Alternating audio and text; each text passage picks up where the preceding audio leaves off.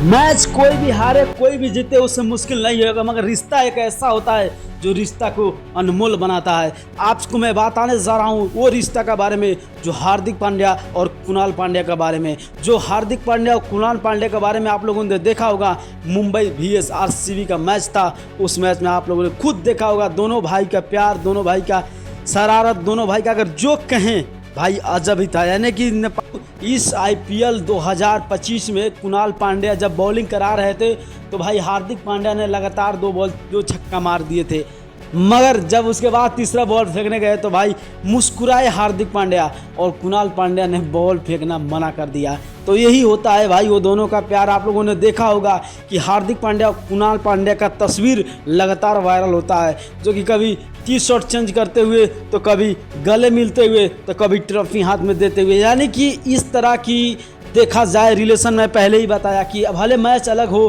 कुछ भी अलग हो, मगर रिलेशन का बात करें तो भाई हार्दिक पांड्या और कुणाल पांड्या ने सबका दिल जीत लिया। तो आप लोग किस खिलाड़ी को ज़्यादा पसंद करते हो, हार्दिक या कुणाल? आप लोग कमेंट बॉक्स में अपना राय बता देना। अगर नए होंगे तो चैनल को सब्सक्राइब कर लाइक कर देना, वीडियो को शेयर कर देना और एक बार हार्दिक पांड्या के लिए भी जय हिंद लिख देना।